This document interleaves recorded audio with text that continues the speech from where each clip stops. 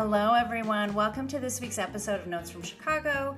I'm Ashley Phillips, and today we are very excited for our guest. Her name is Vershawn Sanders-Ward. She is the founding artistic director and CEO of Red Clay Dance Company. Vershawn, thank you so much for joining us today. Thank you for having me. Before we get into your work with Red Clay, what do you love about Chicago? There's so many things, but I will say, having traveled and been to other places, what I love about Chicago is the art and culture. We have so many different options here to express and also to feel and also to experience art. And so I love that. And I love the artist. I want to really shout out, Chicago artists are really just trailblazers in the field, even when, we go on to other places or come back and, continue to work here. Really well-trained, very thoughtful artists. So that's what I love. And then second is the food, but I want to say art first. Great answer, and agree with both of those, both the first Yeah. and the second. So let's talk about Red Clay Dance Company. What makes it special? Yeah, so I started Red Clay in 2008, right after grad school. I was living in Brooklyn, actually. I went to Tisch, NYU, for grad school. And I had an opportunity to travel to Senegal, West Africa. There was a choreographer and educator there that I wanted to study with ever since undergrad, I should say. She has a school there, and I had an opportunity to travel and spend almost 3 months in Senegal, like right out of grad school. And I saw not only the art that she was making, but the impact that she was also having on that village. It was a small fishing village outside of Dakar. So I saw the artists, the international artists that she was bringing there, which led to economic growth and more, opportunities for that village, building that school there. And so for me, right away, I thought about how art can be an economic driver in communities. And so in thinking about starting a company, right, I have my like artistic interest in African diasporic movement and wanting to support women in dance, but really ultimately I wanted to build an institution that I knew would have really deep community impact beyond what we did on the stage, but just being in the community and what we would bring to that neighborhood is what really drew me to start and then found it in New York, but then come back to Chicago and build it really. So that's what I feel makes Red Clay special. It's we have, we pursue high excellence in terms of our artistic work, but also our community work is just as important as, like I said, is what we put on stage. So it started, the seed maybe was planted when you were in Senegal, it sounds like, and Yes. then you started it in Brooklyn. When did things move to Chicago? And why Yes. Chicago? Why Chicago? Yeah, well, I'm originally from Chicago, so it was really just coming back home, but I had the idea in New York, and I'm the type of person where like once it comes to me, I'm moving on it. So I was like, I'm not gonna wait. And I wasn't sure if I was gonna stay in New York or come back to Chicago at that point, but I did all the paperwork, started the company. We did some work there from '08 to 2010, moved back to Chicago in like fall of 2010. So I knew that I could make a bigger impact here in this city with my work than I could in New York. There's a lot of artists, a lot of arts organizations. And so I was looking at where can I make the biggest impact and in a community that I came from, right? So understanding how I could take the work that I had learned when I left home and bringing that back here. So Chicago, I felt was right for a company like mine, an Afro contemporary company. We're not a traditional, West African dance company.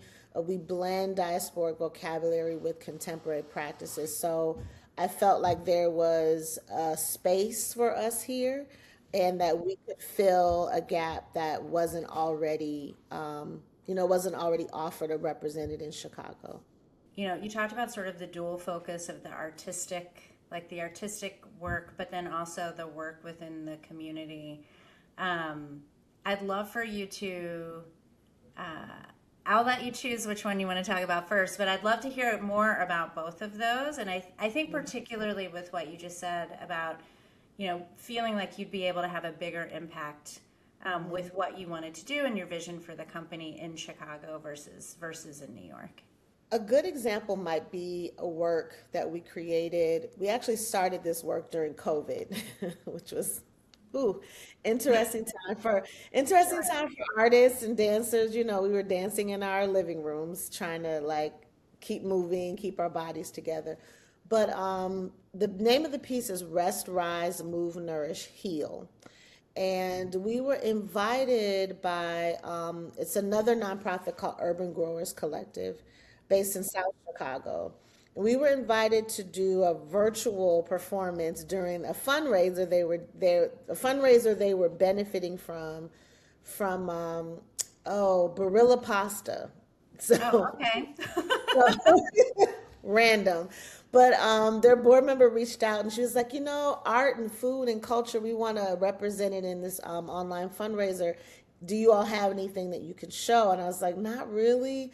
But the dancers are at home and we've still been, meeting on a regular basis. So we had everyone record something in their homes, put it together, and then we submitted it.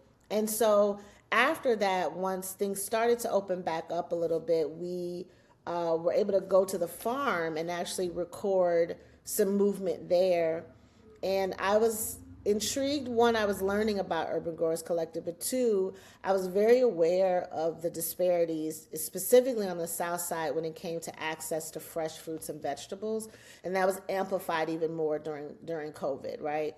So I thought about, okay, artivism. Here we have an opportunity to talk about an issue in our neighborhood through movement and art. And so we went on this year-long journey in partnership with Urban Growers Collective to be what I call our urban, I don't know. I wanted to get into the mind and body of an urban grower. Like, what does it mean to grow food in an urban environment?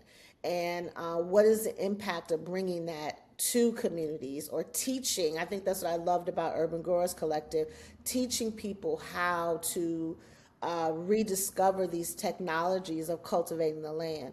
And I had those memories. My grandfather, had his own garden, and so I was thinking about that, like how can we bring more people around this idea of self realization and knowing that if I have a lack or something I'm seeing in my community, I can activate my own self in addressing that. So anyway, we went through a whole season with them, really working with the growers so that we could get that movement like really deeply embodied in our own bodies. And then we were able to take that back into the studio to shape it into a work or a practice that eventually became an evening length work that we presented in Grant Park, which was Oh, another location.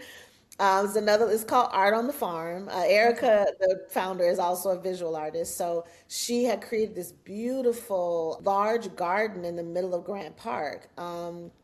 And so we did the performance there. So it was an outdoor performance. People could bring their blankets, their chairs, their food. Like it was really like a really immersive experience.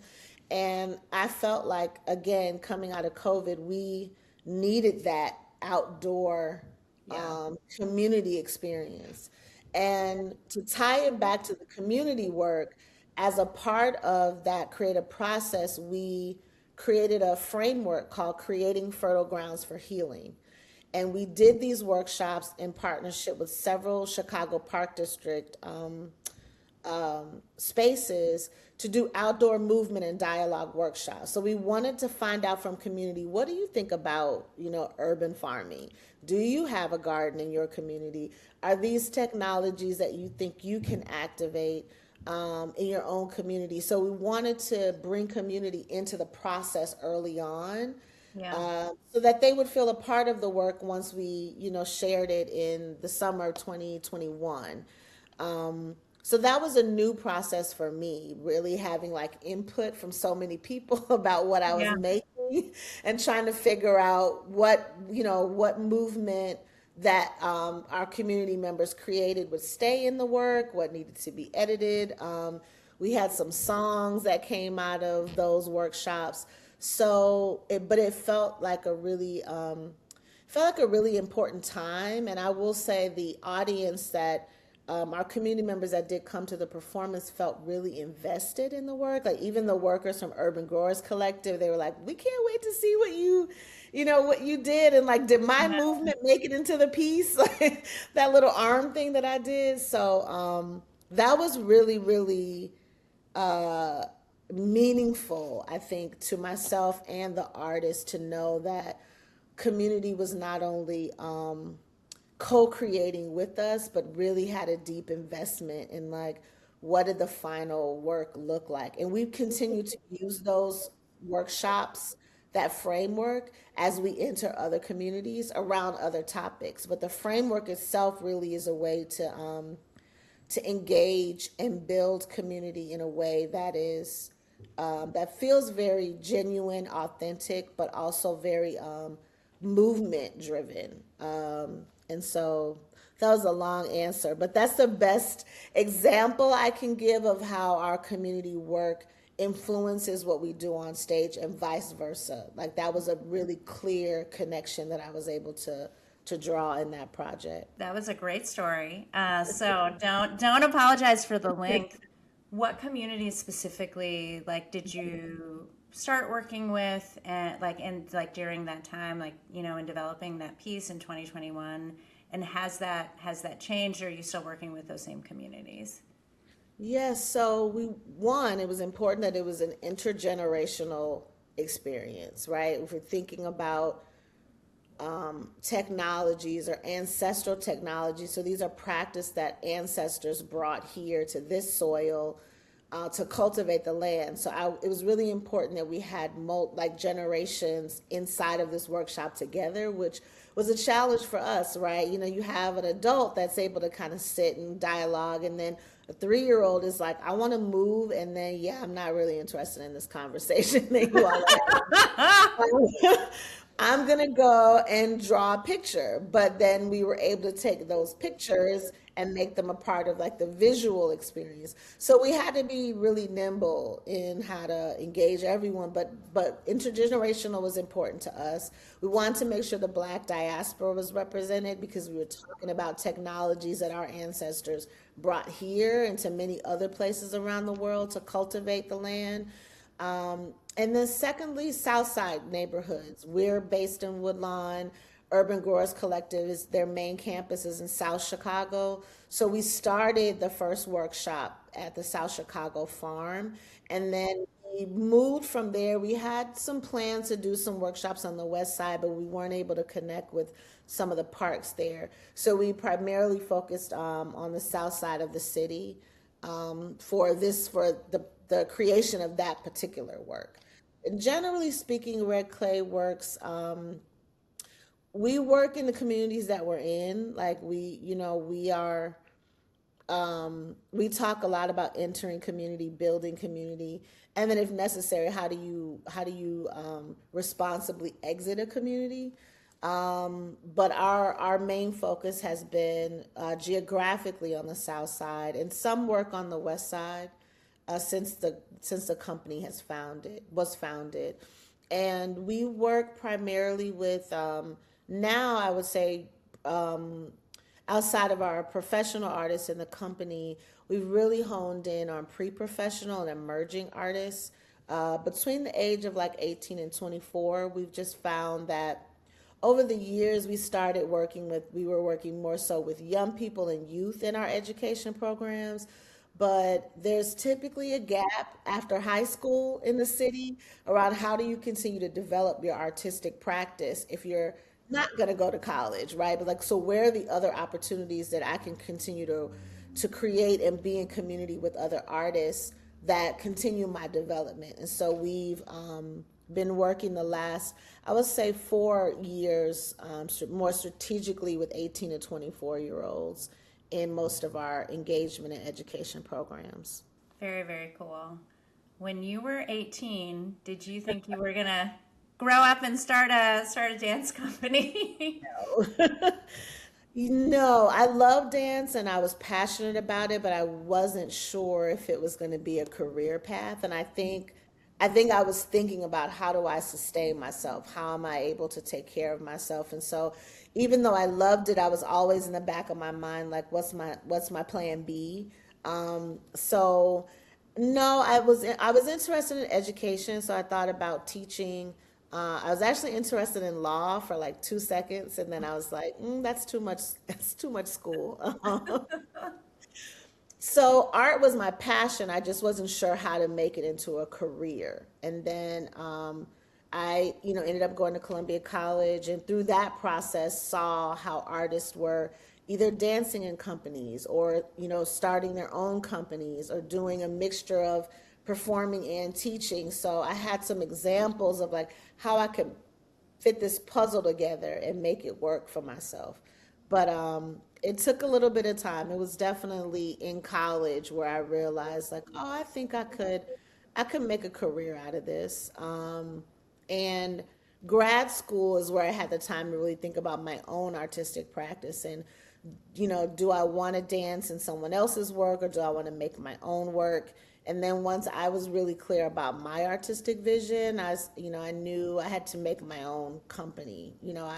I want to make sure that I'm able to speak to and address issues that I care about. So that was my process in that timeline, that journey. When Red Clay's building this programming for that 18 to 24-year-old demographic, how much of your experience and journey through that, what you just talked us through, influences the programming? I mean, I'm sure people in that age group seek you out as a mentor. Yes. I'm very fortunate because Red Clay has some amazing artists that have been a part of the company and have moved on to other projects or other work, but are still really connected to this idea of artivism and how are we working to make more artivists in our community. So it is definitely driven by I think gaps and things that I realized in my own training that I would have loved to have had access to. One of the key components of the program is mentorship, right? But being able to find the right mentor and not just funneling everyone into one sort of direction. We have artists in the program that are interested in concert dance. We have some that are interested in commercial dance. We have some that are interested in more of a community-based practice. So it's really finding the right mentor and structure for their own practice. And really making sure it's clear that it is a practice. It's not something where it's like, oh, I did this thing and I'm done. It's an ongoing practice to be a living, working artist. And it changes. One year you're doing this and the next year you may have to tweak and do something else to make it sustainable. So understanding what their practice is where we really work to help them shape that and also not tell them what it should be, but help guide them through it. And I think because there's no grade, right? You're not doing this for a grade, and you're doing this to really develop your own voice and understand how to activate that, and finally to know and understand how to garner resources for your ideas. That's something that I don't think I really understood until I had a 501c3, and I'm like, oh, fundraising. I Yeah. have to do that too. I have to raise some dollars. So, introducing them to funding opportunities in Chicago, actually introducing them to program officers, people that are making the decision makers. You should feel, that you can talk to them and ask questions, and it's not this hierarchy that's perceived, but knowing that they do have the resources, but they also need to give out those resources, and you have the agency to be able to speak to them and ask questions and hold them accountable. Like that sort of relationship, I didn't understand early on as a young artist, where my power was. So that's what, and the program is called Making the Artivist. And we also, in co-creation, we co-created this program with young people we were working with at the Cook County Juvenile Detention Center.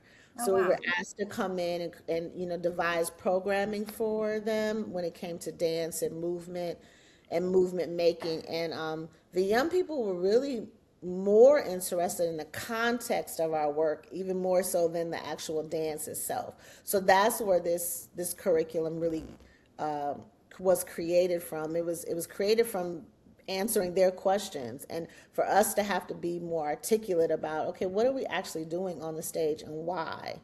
That was a driver for that. So I feel like the program itself is a co-creation, Yeah. but what I try to sprinkle in are the things that I didn't get along my journey that I'm like, oh, if I had just had this or if I had known this. So building those tools inside of the curriculum. That's very cool. This is the second time, or a few times over the course of our chat, you said the word artivist and artivism. Talk a little bit more about that concept. So I first heard the word artivist. I was reading a book called It's Bigger Than Hip Hop.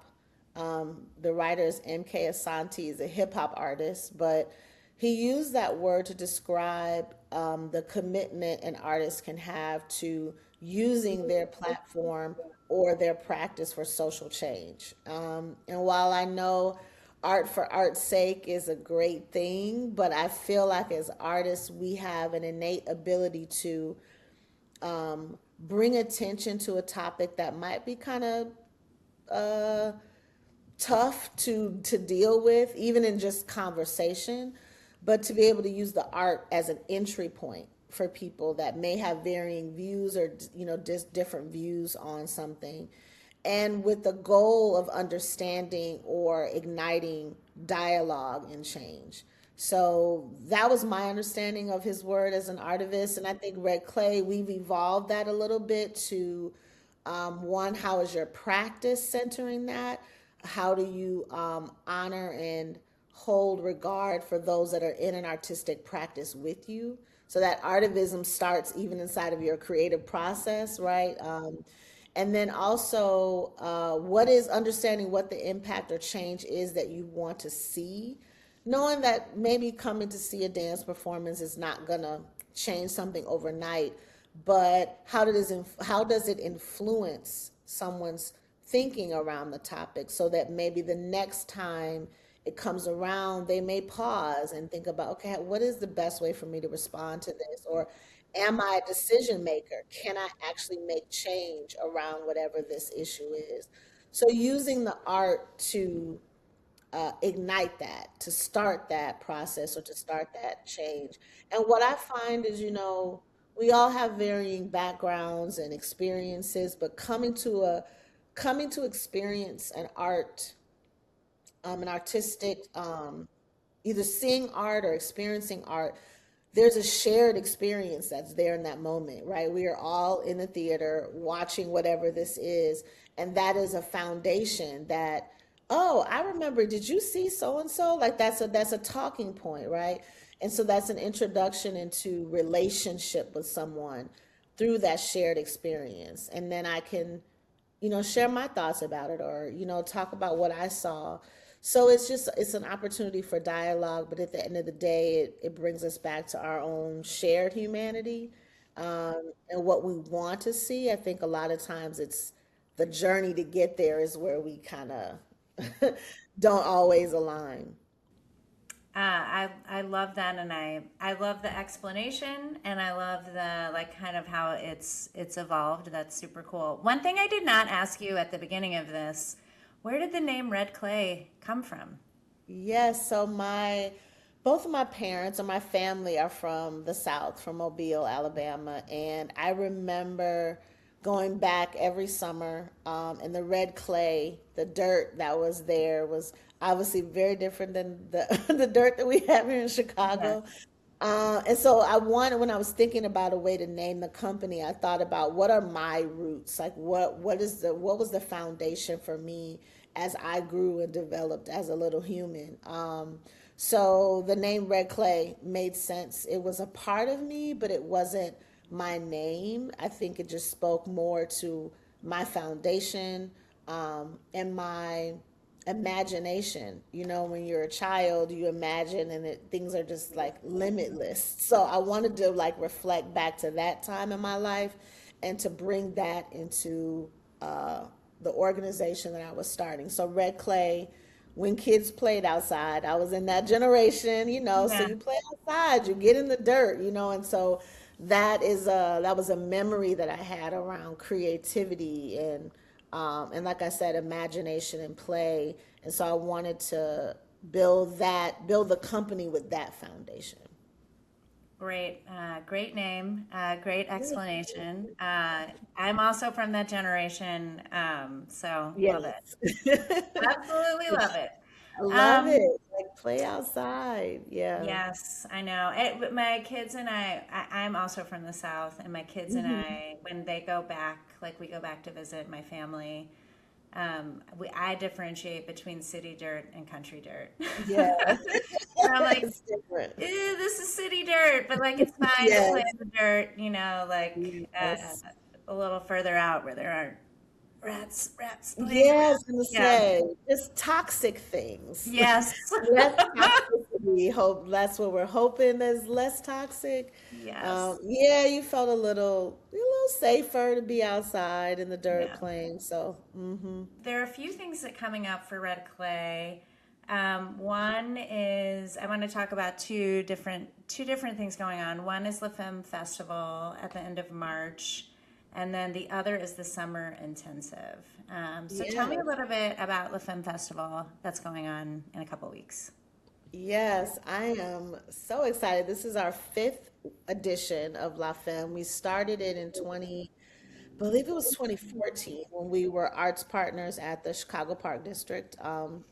Michael Brown, who was the park supervisor, came to me and was like, "So it's Women's History Month. What is Red Clay doing here?" And I'm like, I don't know.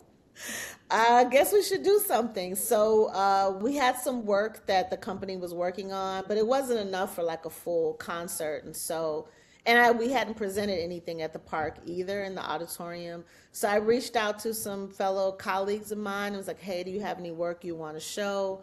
And that was the first edition of it. And then we did it again the next year, and I was able to get some funding, so we were able to bring in artists from a few other cities to show work. And I actually worked with two of the prior year choreographers to help kind of co-curate it. And then after that, we had COVID, and then we came back after COVID, and we did two more editions. And the Yeah, I would say as the visibility of the festival grew, we were able to bring in more artists and artists from always from Chicago, but also showcasing work from other cities. So this year's edition um, is really, we are centering Chicago based or Chicago bred, I would say, dance makers that have gone on to do work on many different global stages, but have their roots here. So it's a 2 day festival. The first day is a master class with Rena Butler. And then the second day is the performance at the Harris Theater. It will feature two works by myself from Red Clay. And then Rena created a new piece for the company, so we will be premiering that. And we also have Kia Smith of South Chicago Dance Theater. She actually danced with Red Clay for a season or two, and but now has her own company. And then we have Syncopated Ladies, which I think I'm really excited about because they're a tap group. And people are always like, tap doesn't get enough love. So we're bringing them in from LA. Chloe Arnold, who, danced under and studied with Debbie Allen. So Hmm. Syncopated Ladies will be here as well. So it's a really it's a diverse show, but it's all from the lens of Black women choreographers and the work that we create and how broad our artistic voices are. Um, and so I'm really, really excited for audiences to see these works together alongside each other. But hopefully at the end of the day to continue to support each one of these artists, right? That's always been the goal. Even, the edition before we brought Wanjuru from originally from Kenya, but based in France and did some, work in New York.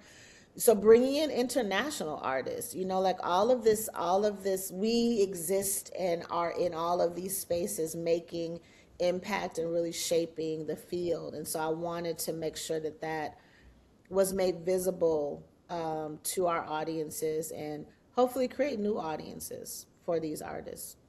Yeah, absolutely. Tell me about the summer intensive.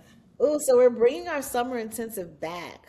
We didn't do a summer intensive last year. We ended up doing a winter intensive in Texas, in Austin, Texas, which it was not warm. I was Oh, like, really? we got bamboozled. I was like, yeah, we're going to be in Texas this winter, and it was not warm at all. So we're bringing our summer intensive back. We're expanding it. It's going to be 2 weeks now. It's open to intermediate advanced level dancers between the ages of 18 and 25. And again, we have dancers or I would say company members that are teaching different styles. It's really rooted in diasporic movement and artivism. So there are some artivism workshops and conversations as a part of the intensive, but we have technique classes. It runs daily, Monday through Friday for 2 weeks, June 1st through the 13th. And then we're actually doing a closing showcase this year, which we have not done in the past. So we have two company members that are creating work on the intensive students. And then we have a couple of our Making the Artivist apprentices who finished in our most recent cohort. They're also going to get an opportunity to share their work. So another way to continue to engage those apprentices as they complete our program, our training program, to continue to platform their work. So we're all about just making these artists more visible to our communities and giving them those opportunities. But the intensive, it is an intensive. You're dancing all day. But that's great. The summertime is the best time to do that as an aspiring dancer. But also, we're going to talk about that idea of artivism and how are you using and developing your artistic practice, your artistry, to ignite social change. So that's what makes, I think, our intensive different to me, right? We want to have highly, trained technical dancers, but we also want to create really socially engaged humans that are wanting to use their art in that way. Do you have a go-to piece of advice that you give these aspiring young dancers? Trust yourself, um, trust your vision, and be okay if people don't understand your vision. It's your vision. So I think eventually they'll get it. I've been talking about this thing with artivism for 17 years now, and I got a lot of, oh, you mean activism? I'm like, no, I'm talking about artivism, and this is what it means. So it may take some time for people to catch on to what you're doing, but to trust yourself and know that the vision was given to you, and that's your work, and the right people will come alongside and around it to help move it forward. Awesome. That's great. That's beautiful. I think we could all use to hear that. Hear that advice. Yes. It's life advice. That's just great life advice. Yeah, and I mean that I think at the end of the day that's what they're looking for. Yeah, it's how do I maneuver through the world with this gift that I have, and um what do I ultimately want to do with it and accomplish with it. But it starts with self. You got to one believe like, okay, this is possible. I can do this. Um and learning how to articulate your vision. I think that's another thing we talk about in the Making the Artivist program is, okay, let's give you some tools around how do you talk about it? How do you share it with other people? What parts do you share? When is the right time to share it?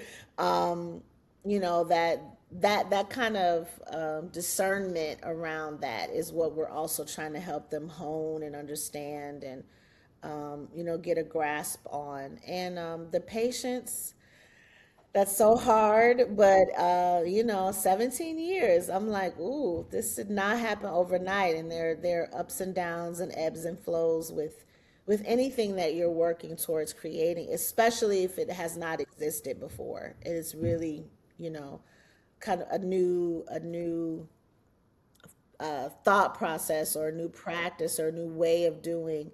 It takes time to develop it and be open to it changing. It can also change along the way from what you thought it was going to be to actually what it's supposed to be.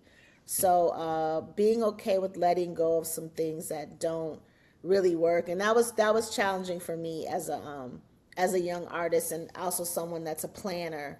I plan, 2, 3, 4 years ahead, and getting kind of, in the process, like, this is not going how I thought it was going to go.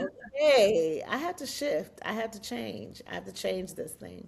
When people come visit, or you have, these dancers that you're bringing in and they say, Vershawn, what should I do in Chicago? What are the things that you tell them they have to do while they're here?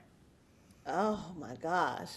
Well, you gotta come by Red Clay Dance Center first and foremost. And I say that because it really is we've been very fortunate to build a really beautiful and warm community there.